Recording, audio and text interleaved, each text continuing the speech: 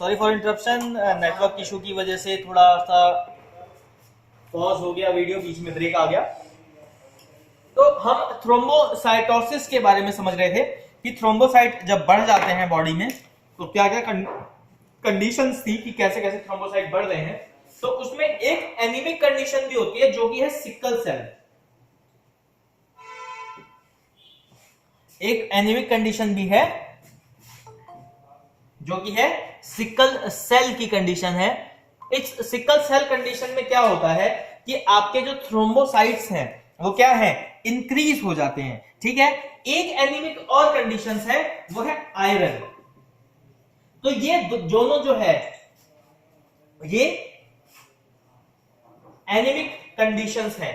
तो हमें क्या याद रखना है कि भाई थ्रोम्बोसाइट कब बढ़ रहा है, तो कुछ क्रॉनिक डिजीज में बढ़ रहा है, कुछ क्रॉनिक डिजीज है जहां पे थ्रोम्बोसाइट बढ़ रहे हैं, कुछ एनीमिक डिजीज है जैसे सिकल सेल और आयरन डेफिशिएंसी जहां जो है आपका थ्रोम्बोसाइट बढ़ रहा है। ये एक आपके तीन मेजर कंपोनेंट्स हैं जो थ्रोम्बोसाइट नॉर्मली इस कंडीशन में बढ़ जाते हैं।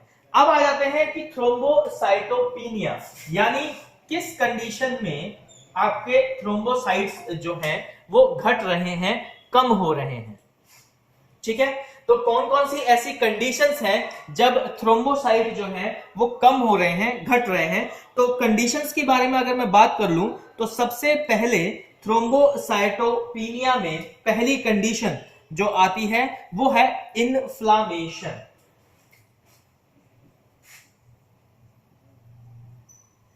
जो पहली कंडीशन है वो है inflammation. Inflammation due to any injury, any bacterial infection, any protozoal infection, any kind of infection or accident। Inflammation किसी भी कारण की वजह से आपकी बॉडी में होगा तो थ्रोम्बोसाइट का काउंट जो है वो कम होने लगेगा, घटने लगेगा। ठीक है, इतनी बात क्लियर हो गई। उसके बाद आ जाते हैं विटामिन। विटामिन की डेफिशिएंसी भी, और स्पेसिफिक विटामिन की अगर मैं बात कर लूं तो विटामिन B12 की डेफिशिएंसी भी आपका थ्रोम्बोसाइटोपिनिया कॉज कर सकती है। थ्रोम्बोसाइटोपिनिया है क्या, जहां प्लेटलेट कम हो रहे हैं। कम किस चीज से हो रहे हैं, उसके नॉर्मल रेंज से हो रहे हैं। आगे हम वो भी जानेंगे कि नॉर्मल रेंज क्या होती है थ्रोम्बोसाइट की। तो अभी बात कर लेते हैं कम की। तो कम हो रही है किसमें, एनी इन्फ्लामेशन में। दूसरा पॉइंट हो गया कोई भी आपका विटामिन की डेफिशिएंसी में, जो स्पेसिफिक विटामिन है वो है B12। उसके बाद आ जाता है ड्रग। अगर आप कोई ड्रग ऐसा ले रहे हो, ठीक है, कोई ड्रग ले रहे हो जैसे एस्पिरिन एक ड्रग है जिसकी वजह से क्या होता है, आपका ब्लड जो है वो डाइल्यूट होता है। तो डाइल्यूट मतलब क्या है, अगर उसका ज्यादा साइड इफेक्ट हो गया तो वो भी थ्रोम्बोसाइट को कम कर देगा, जिसकी वजह से आपका जो थ्रोम्बोसाइटोपिनिया कंडीशन है वो फिर से अराइज हो जाएगी। ठीक है, तो ये कुछ कंडीशंस हैं जहां पे आपका प्लेटलेट जो है कम हो जाता है। अब अगर डिजीज कंडीशंस की बात कर लें तो HIV, HCV और आपका HBsAg, ये ऐसे डिजीज कंडीशंस हैं, वायरल कंडीशंस हैं जो आपका थ्रोम्बोसाइटोपिनिया कॉज करती हैं। नॉर्मल बीमारी की बात करें तो आपने सबने सुना होगा कि डेंगी में जो नॉर्मली डेंगू बोलते हैं, इट्स अ डेंगी। तो डेंगी में क्या होता है, आपके प्लेटलेट काउंट जो है वो कम होने लगते हैं। ठीक है, और डेंगी किसकी वजह से होता है, एक फीमेल मॉस्किटो की वजह से होता है। वो क्या करता है कि भाई आपका जो प्लेटलेट प्रोडक्शन है, ठीक है, उसको रोकने लगता है। तो उसकी वजह से क्या है, आपका थ्रोम्बोसाइटोपिनिया कॉज होने लगता है। तो इतनी बात समझ में आ गई। आसिफ अली अभी जुड़े हैं क्लास में। अच्छा, इतनी बात समझ में आ रही है। प्रियांजलि का रिप्लाई आ गया। आसिफ अली सुन पा रहे हैं, समझ में आ रहा है? चलो बहुत अच्छे। तो ये दो कंडीशंस आपने क्लिनिकल सिग्निफिकेंस हमने जो पढ़ा प्लेटलेट का, वो क्या था, थ्रोम्बोसाइटोसिस और थ्रोम्बोसाइटोपिनिया के अंदर की कुछ कंडीशन और भी हो सकती हैं जो इंपॉर्टेंट है, जो जल्दी याद हो जाएगी, वो मैंने आपको बता दिया। सबसे पहला आपको याद रखना है कुछ क्रॉनिक डिजीज में, फिर एनीमिक डिजीज में जिसमें सिकल सेल और आयरन डेफिशिएंसी है, इधर पीनिया में आओगे तो इन्फ्लेमेशन हो गया, विटामिन B12 हो गया, कुछ ड्रग्स हो गए और कुछ आपके वायरल और बैक्टीरियल इंफेक्शन की वजह से आपको डिस्प्ले में आ गया कि हाँ भाई कौन सी कंडीशन है ये आपको थ्रोम्बोसाइटोपिनिया और थ्रोम्बोसाइटोसिस में दिखने को मिल जाती है। आगे बढ़ते हैं प्रैक्टिकल फेज की तरफ।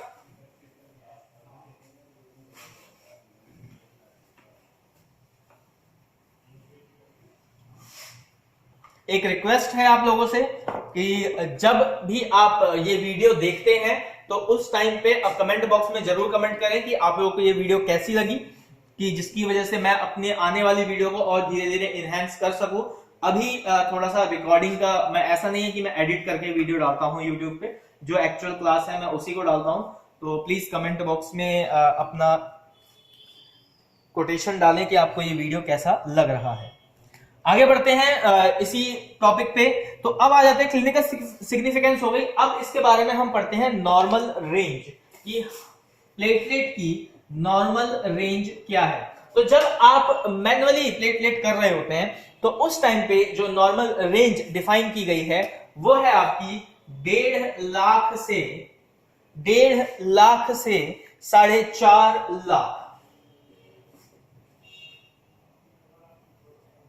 1.5 लाख से 4.5 लाख ये आपकी नॉर्मल प्लेटलेट रेंज है। इस रेंज के बीच में अगर कोई वैल्यू लाई कर रही है, इसका मतलब सैंपल का जो प्लेटलेट काउंट है वो नॉर्मल है। अगर इससे आगे जाती है यानी नॉर्मल से और कम हो जाती है तो प्लेटलेट कम है, अगर इस लेवल से और हाई हो जाती है तो प्लेटलेट ज्यादा, यानी नॉर्मल लो जो है वो 1.5 लाख है, नॉर्मल हाई जो है वो 4.5 लाख है।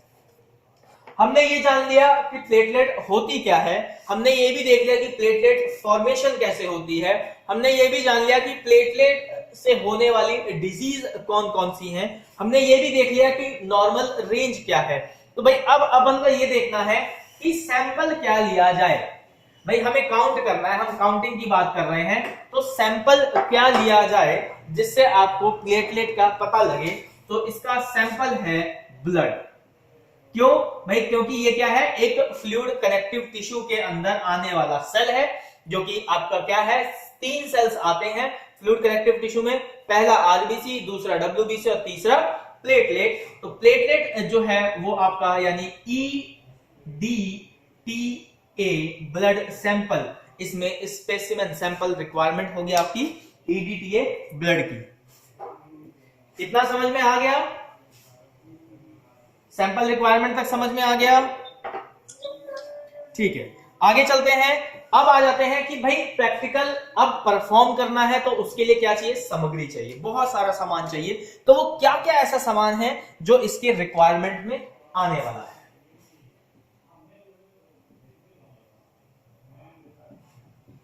तो रिक्वायरमेंट की बात कर ले तो रिक्वायरमेंट में सबसे पहली जो रिक्वायरमेंट है वो है आपकी माइक्रोस्कोप।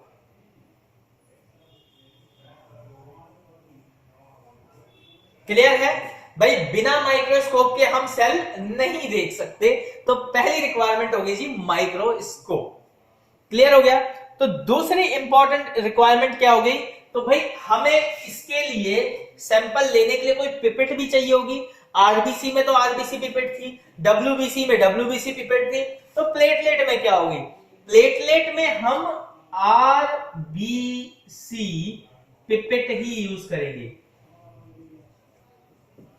याद रखना, कंफ्यूज मत होना, प्लेटलेट काउंट में हम आरबीसी पिपेट ही यूज करते हैं मैनुअल मेथड में। ठीक है? उसके बाद काउंटिंग चैम्बर तीनों के लिए सेम है, जो कि है आपका न्यूमर्स चैम्बर। काउंटिंग चैम्बर तीनों के लिए सेम है, न्यूमर्स चैम्बर है। न्यूमर्स चैम्बर आपको मैंने 2 बार दिखा दिया है किस तरीके का होता है, एक बार आज मैं फिर दिखा दूंगा। उसके बाद अब आ जाते हैं भाई, ये तो हो गया बेसिक रिक्वायरमेंट। ठीक है भाई, ब्लड सैंपल चाहिए होगा, इससे ऊपर जिस तक आप कर रहे हो तो एक ब्लड सैंपल भी हो गया, फिर उसको देखने के लिए माइक्रोस्कोप भी हो गया, पिपेट भी हो गई, काउंटिंग के लिए न्यूमर चैम्बर भी हो गया। केमिकल कौन सा है? तो प्लेटलेट डाइल्यूटिंग फ्लूइड। केमिकल कौन सा हो गया आपका? Platelet diluting fluid. ये एक कॉम्पोजिशन है, ठीक है, जिसमें आपका डिस्टिल वाटर है, सोडियम क्लोराइड है, हाइड्रोक्लोरिक एसिड है, ठीक है, इन सब का कॉम्बिनेशन है। 3 ग्राम, 10 ग्राम, 100 ml, इसका एक कॉम्बिनेशन है प्लेटलेट डाइल्यूटिंग फ्लूइड का। आपको सिर्फ एक नाम याद रखना है, प्लेटलेट डाइल्यूटिंग फ्लूइड।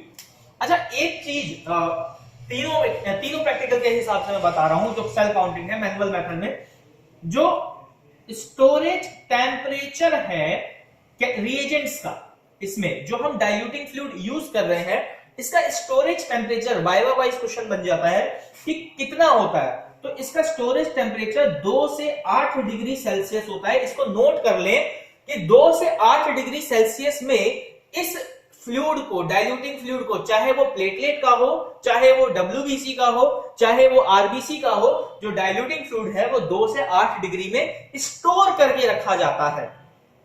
आगे क्या रखें? स्टोर करके रखने का डाइल्यूटिंग फ्लूइड का जो टेम्परेचर है वो 2 से 8 होता है। लेकिन जब हम वर्किंग में लेते हैं, जब टेस्ट ट्यूब में हम डाइल्यूटिंग फ्लूइड अलग से लेते हैं, तो उसका टेम्परेचर 20 से 25 डिग्री सेल्सियस के बीच में होता है। क्लियर हो गया? स्टोरेज टेम्परेचर जो है 2 से 8 है और वर्किंग टेम्परेचर आपका 20 से 25 है। तो वेरिएशन बहुत ज्यादा है, इसीलिए हम पूरे की पूरी जो बॉटल है हमारे स्टोरेज की वो यूटिलाइज नहीं करके हम टेस्ट ट्यूब में रखते हैं, और जो हमें चाहिए होता है तो हम एक टेस्ट ट्यूब वहां से स्टोर सैंपल से निकाल लेते हैं, उसको रूम टेम्परेचर पे लाते हैं, फिर हम उसका यूज करते हैं, जिससे आपकी रिएजेंट की जो लाइफ है, लाइफ स्पेन एक रिएजेंट की होती है, वो थोड़ी बढ़ जाती है। आपका रिएक्टिव रहता है रिएजेंट, नॉन रिएक्टिव के फॉर्म में नहीं होता है। इतना बात समझ में आ गई? आसिफ अली, इतनी बात समझ में आई है? ठीक है, आप लोगों को भी समझ में आ रही है? अंजलि, प्रिया एंड विनीत? ठीक है, नहीं आए तो रोक देना, दोबारा पूछ लेना।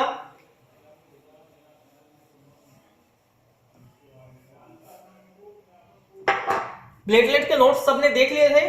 आप लोगों के गूगल क्लासरूम में नोट्स आप लोगों को अवेलेबल किए गए थे, आप सबने देख लिया था? सब लिख भी लिए। चलो, वेरी गुड। अच्छा, इसी के बारे में डिस्कशन चल रहा था, इसका मतलब बहुत अच्छे, बहुत अच्छे। अब भाई हम लोगों ने ये समझ लिया कि प्लेटलेट होता क्या है, बनता कैसे है, क्लिनिकल सिग्निफिकेंस क्या है, डिजीज फॉर्मेशंस क्या है। अब बात करते हैं कि भाई नॉर्मल रेंज भी हमने पढ़ ली, रिक्वायरमेंट पढ़ ली। अब इसको करने की, प्लेटलेट को परफॉर्म करने की, काउंट करने के लिए उसका प्रोसीजर क्या है, तो बात करेंगे अब प्रोसीजर क्या है।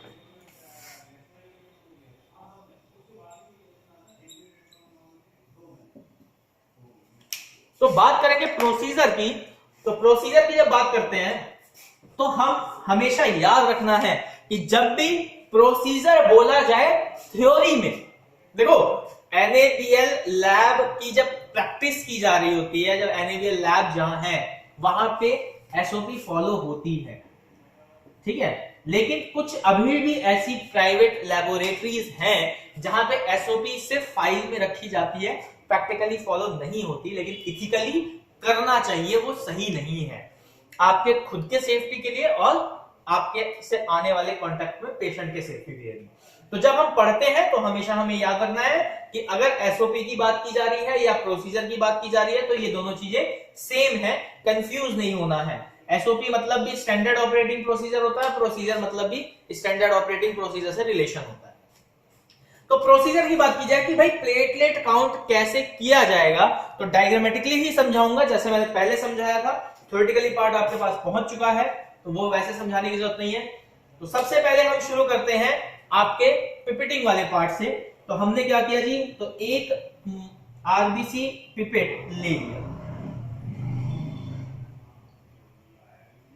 चलो देखते हैं कि आप साथ साथ पढ़ रहे हो कि नहीं पढ़ रहे हो। प्रिया, माइक अनम्यूट कर लें। प्रिया पाल, प्रिया पाल सुन पा रहे हैं? Yes, sir. आरबीसी पिपेट की मार्किंग बताइए कि क्या क्या मार्किंग होती है। सबसे पहले क्या लिखा होता है मार्किंग में?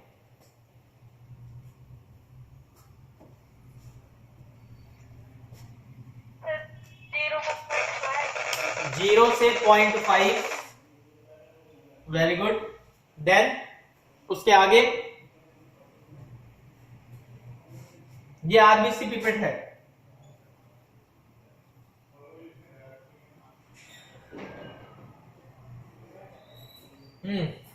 आगे आगे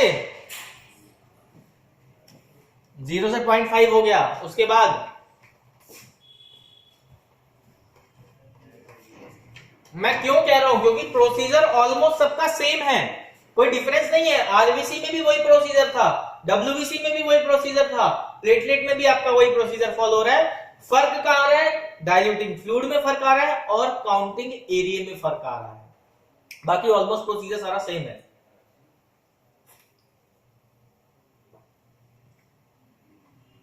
अंजलि? सर 0.5 से 101। 0.5 देन 1 देन 101। गुड। ये तो हो गई मार्किंग।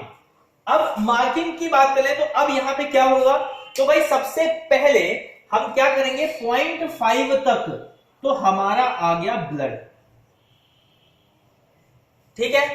उसके बाद हमने इसी से और आगे पिपेट करना शुरू किया तो क्या हुआ, ब्लड तो पहुंच गया आपके बिड में, ठीक है, यहां पे बल्ब वाले एरिया में, और उसके पीछे से, यानी दूसरे कलर से यूज कर लेते हैं, यहां से डाइल्यूटिंग फ्लूइड आना शुरू हुआ।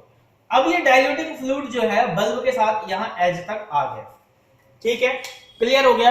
अब क्या है जी, तो अब आपको इसके अंदर मिक्सचर मिल रखा है, किसका, रिएजेंट प्लस ब्लड सैंपल का। अब क्या हुआ, आपने इसको जेंटली मिक्स कर दिया, ठीक है, आपका ये जेंटली मिक्स हो गया। यहां पे अभी भी सिर्फ और सिर्फ क्या है, आपका रिएजेंट है, ठीक है, यहां क्या है, आपका डाइल्यूटिंग फ्लूइड है, कौन सा, तो प्लेटलेट का, ठीक है। तो प्लेटलेट डाइल्यूटिंग फ्लूइड है अभी यहां पे, इसके बल्ब के अंदर जो है वो मिक्सचर है और यहां पे भी आपका फ्लूइड है। तो पहला काम था हमारे को रिएजेंट और सैंपल का मिक्सचर बनाना, वो हमने बना लिया। उसके बाद का स्टेप हम क्या करेंगे, न्यूमर चैम्बर लेंगे और इस मिक्सचर को उस न्यूमर चैम्बर पे पोर करेंगे। तो पोर करेंगे तो सबसे पहले क्या करेंगे, फर्स्ट ड्रॉप जो यहां से यहां तक की ड्रॉप है आपकी, यानी बल्ब से शुरू होके 0 मार्क तक की जो आपकी ड्रॉप है, वहां तक का जो फ्लूइड है वो क्या करेंगे, वेस्ट यानी एग्जिट कर देंगे, हटा देंगे। और जो बल्ब से आने वाला फ्लूइड है, मिक्सचर जिसे हम है, ठीक है, जो बल्ब से आने वाला मिक्सचर है, हम उसको न्यूमर चैम्बर पे रखेंगे। ये आपका न्यूमर चैम्बर है। जब आप इसको वर्टिकली देखोगे तो एक डेप्थ नजर आती है, इस डेप्थ की लेयर पे ये फ्लूइड आ जाता है,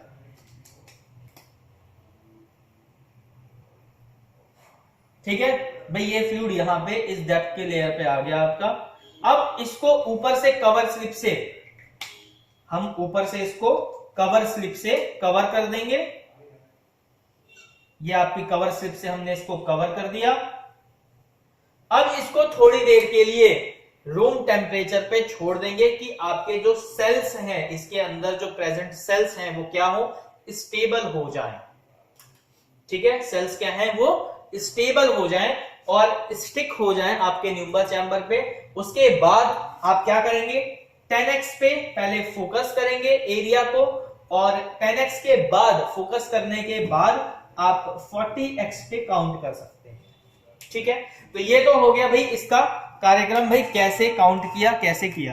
अब इसका प्रिंसिपल भी जान लो एक, कि भाई प्लेटलेट का जो डाइल्यूटिंग फ्लूइड है वो किस सिद्धांत पे काम करता है। प्रोसीजर सबको समझ में आ गया, प्रोसीजर में कोई प्रॉब्लम तो नहीं है।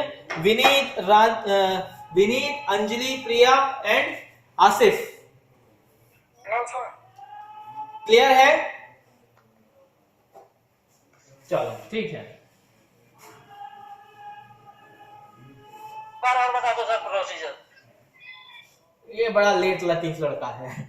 जब बोर्ड रब कर देता हूं तब बोलता है एक बार और बता दो सर प्रोसीजर। चलो सुनो ध्यान दो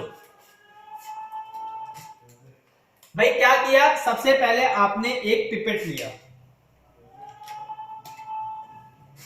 सबसे पहले आपने एक पिपेट लिया, पिपेट में आपने क्या किया, पिपेट कौन सा है, तो हमारा आरबीसी डाइल्यूटिंग फ्लूइड है, ओ सॉरी आरबीसी पिपेट है, मिस्टेकन आरबीसी पिपेट है, ठीक है, जिसमें 101 मार्क है, 1 मार्क है, 0.5 मार्क है, ठीक। तो अब आपने क्या किया भाई, इसके अंदर आपने रिएजेंट और 0.5 मार्क तक ब्लड लिया, उसके बाद 101 तक आपने प्लेटलेट डाइल्यूटिंग फ्लूइड ले लिया, उसके बाद क्या किया, उसको मिक्स किया, मिक्स करने के बाद आपने न्यूमर चैम्बर लिया, न्यूमर चैम्बर लेने के बाद एक जो पहली ड्रॉप थी जो आपका यहाँ बल्ब के स्टार्टिंग से लेके 0 मार्क तक थी उसको डिस्कार्ड कर दिया, क्यों, क्योंकि इसमें सिर्फ डाइल्यूटिंग फ्लूइड था। अब जो मिक्सचर वाला पार्ट था वो आपने एक ड्रॉप इस न्यूमर चैम्बर पे प्लेस किया, पोर किया, पोर करने के बाद क्या हुआ, वहां पे सेल आपके जमा हो गए, कवर स्लिप से उसको ढक दिया, सेल सेटल डाउन हो गए, फिक्स हो गए, रूम टेम्परेचर पे इसको छोड़ दिया, कितने मिनट के लिए, तो 2 से 5 मिनट के लिए रूम टेम्परेचर पे इसको सेटल डाउन होने के छोड़ दिया। उसके बाद आपने माइक्रोस्कोप के अंदर पहला 10x पे फोकस किया एरिया को कि कौन से एरिया पे करना है, और उसके बाद 40x पे उसको काउंट कर लिया। एरिया भी मैं दिखा देता हूं, तो एरिया अगर आप समझोगे तो आप एक पिक्चर दिमाग में हमेशा रखो, जब न्यूमर चैम्बर की बात की जा रही होती है तो उसमें जब हम ओवरव्यू देखते हैं तो क्या होता है कि भाई हमारा इस तरीके से न्यूमर काउंटिंग चैम्बर है, ठीक है। अब इस तरीके से जो काउंटिंग चैम्बर है उसमें जो W मार्क है कोने में 4 सेल्स, ठीक है, ये तो हो गए आपके WBC के लिए। जो R मार्क होता है बीच वाला, ठीक है, तो R मार्क वाले में हम क्या करते हैं, आरबीसी काउंट करते हैं, और आर वाले में ही प्लेटलेट भी काउंट करते हैं।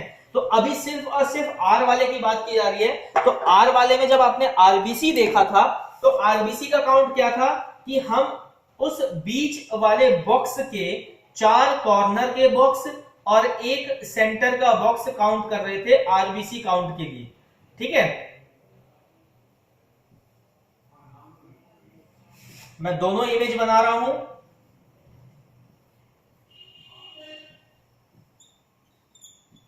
इसमें आप देख पा रहे होगे, एक मैंने छोटी इमेज बना रखी है जिसमें W शो कर रखा है और R भी शो कर रखा है, एक बनाई है जिसमें सिर्फ R वाला, तो ये जो सिर्फ R वाला पार्ट है मैंने अभी वो शो किया है। तो अगर आरबीसी काउंट हो रहा था तो क्या होता, उसके अंदर में भी जो छोटे छोटे 5 बॉक्सेस थे, 4 कॉर्नर्स और एक सेंटर का, ये काउंट किया जा रहा था। लेकिन प्लेटलेट में हम पूरा ये बॉक्स काउंट करते हैं। प्लेटलेट में आरबीसी का जो सेंटर बॉक्स है, ये बीच वाला जो बॉक्स है, ये पूरा बॉक्स काउंट किया जाता है, ठीक है, क्लियर हो गया। अगर नहीं हो रहा है तो अब इस पिक्चर के थ्रू समझो।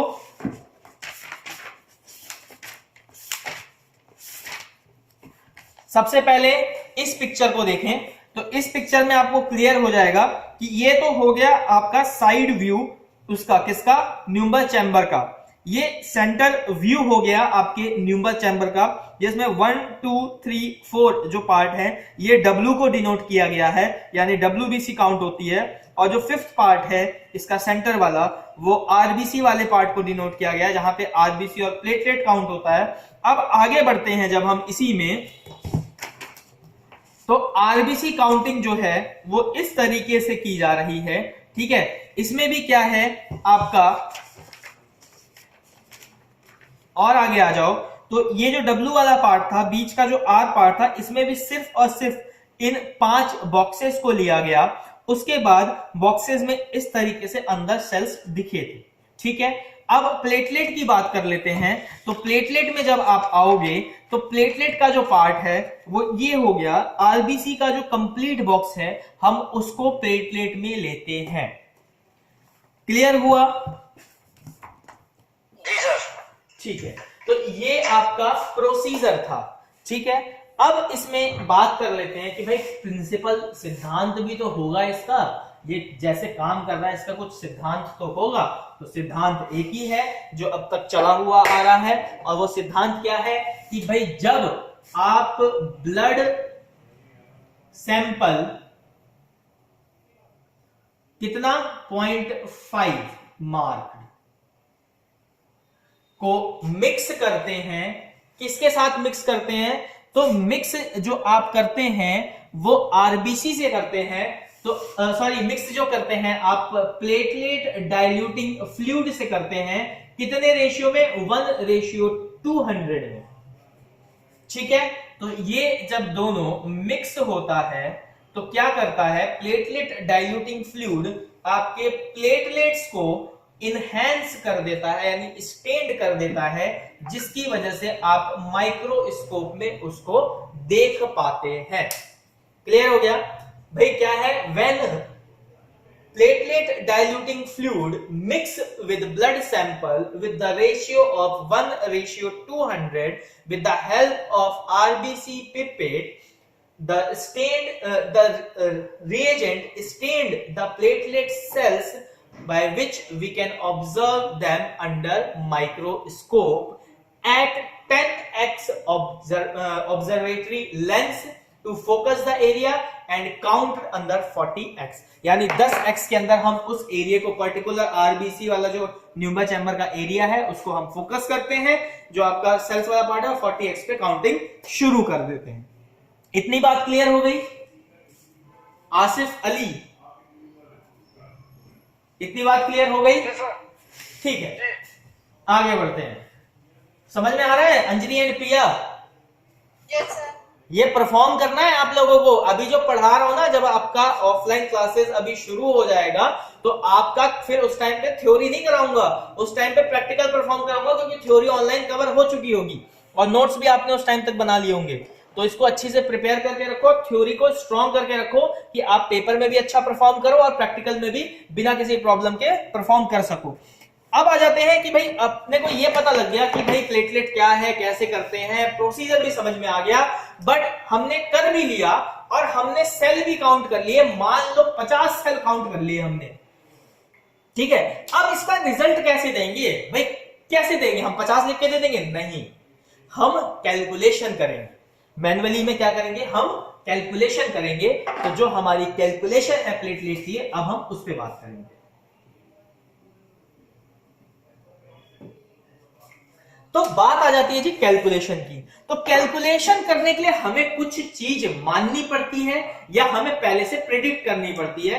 तो हमें क्या क्या चीजें पहले से इसमें मिली हुई होती है, हम वो जान लेते हैं। तो सबसे पहली चीज जो हमें कैलकुलेशन में मिली होती है वो होता है डाइल्यूशन। ये फिक्स है, क्या है? 1:200 डाइल्यूशन रेशियो है। तो डाइल्यूशन कितना हो गया आपका? 200। ठीक है, डाइल्यूशन कितना हो गया? 200। डेप्थ क्लियर है, सेम है सबकी, 0.1। एरिया इस टाइम पे पूरा आरबीसी का ब्लॉक यूज किया जा रहा है, तो एरिया हो गया आपका 1।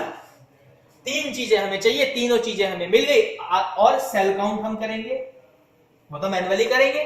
तीन चीजें चाहिए थी, वो मिल गए। अब इसको हम फॉर्मूले में पुट करेंगे कि भाई हमारे पास क्या है? डाइल्यूशन आ गया, डेप्थ आ गया, एरिया। तीन चीजें हमारे पास आ गई। चौथी चीज हम काउंट करके लिख सकते हैं और एक शॉर्ट फॉर्मूला भी ले सकते हैं।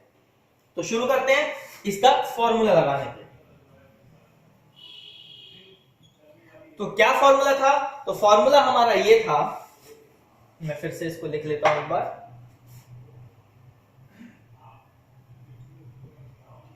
नंबर ऑफ सेल काउंट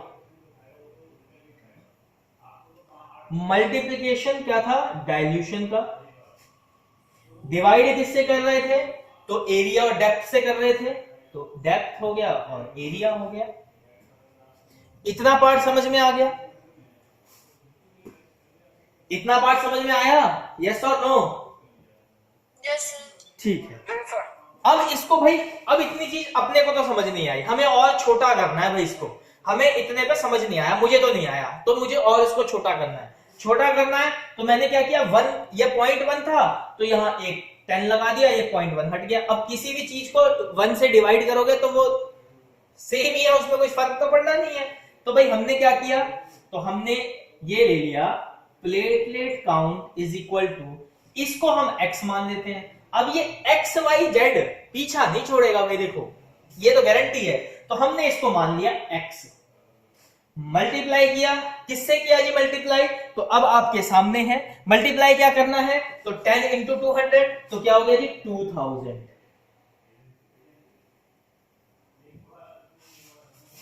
तो शॉर्ट फॉर्मूला हमारे पास क्या आया। अब किसी का भी प्लेटलेट काउंट करना हो, आपको ये फॉर्मूला याद नहीं हो रहा है, कोई बात नहीं, आपने क्या करना है, जितना आपने सेल काउंट किया उसको 2000 से मल्टीप्लाई कर देना है। सिंपल सा फंडा है, आपने 50 सेल काउंट किए थे, तो आपने क्या किया, उसको 2000 से मल्टीप्लाई कर दिया, तो कितना हो गया,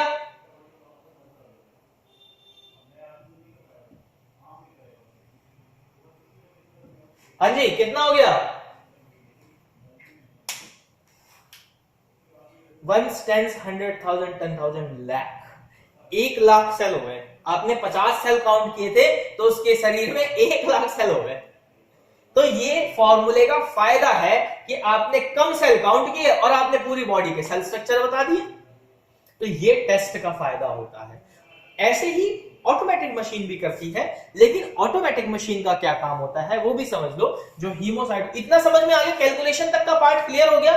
विनीत समझ में आया आपको? जी सर। ठीक है। प्रिया और अंजलि तो स्मार्ट हैं, उनको ऐसे समझ में आ जाता है ना।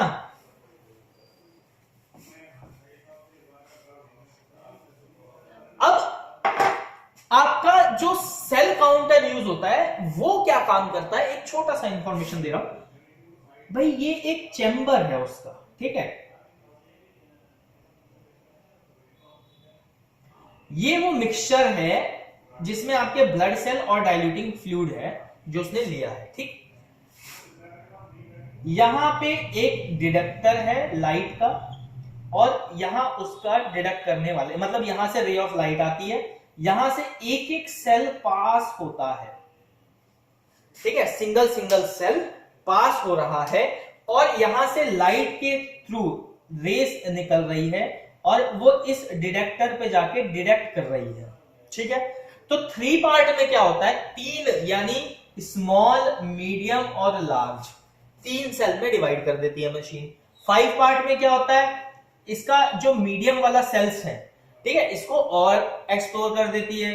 तो क्या हो गया जी, आपका एक स्मॉल सेल में भी आपका आरबीसी भी मिल गया, आपका प्लेटलेट भी मिल गया, और आपके क्या मिल गए, लिम्फो भी मिल गए, ठीक है, आपके सारे सेल्स मिल गए, यानी आरबीसी, प्लेटलेट और आपके डब्ल्यूबीसी सेल्स भी मिल गए। क्लियर हो गया। तो ये इस तरीके से काम करता है। यहां पे कैलकुलेशन आपका कंप्यूटर के थ्रू किया जा रहा होता है, प्रोग्राम जिसे बोलते हैं, ठीक है। तो ये एक आपका कॉम्बिनेशन है किसका, सीएस कंप्यूटर साइंस वालों का, मेडिकल वालों का मिलके ये प्रोग्राम किया गया है कि भाई हम सेल को इस तरीके से भी दे सकते हैं। और जो ऑटोमेटिक मशीन यूज हो रही है सेल काउंटर में, बेसिक प्रिंसिपल उसका यही, ठीक है। टेक्निकल वर्ड्स हैं वो जब इंस्ट्रूमेंटेशन कभी एक मौका लगेगा तो इसकी एक पर्टिकुलर वीडियो बनाई जाएगी, या हो सकता है एक पर्टिकुलर लेक्चर इसके ऊपर आप लोगों को दे दिया जाए। तो प्लेटलेट काउंट का जो पार्ट था वो यहीं पे समाप्त होता है।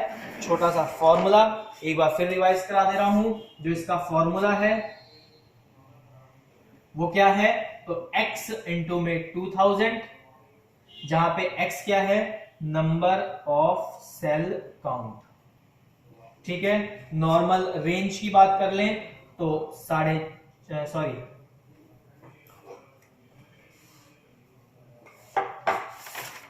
मैनुअल नॉर्मल रेंज की बात करें तो 1.5 लाख से 4.5 लाख पर क्यूबिक mm, ये इसकी नॉर्मल रेंज।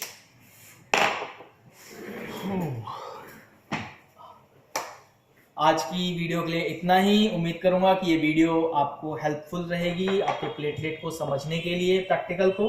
आने वाली वीडियो के लिए बेल आइकन जरूर प्रेस करें। Thank you.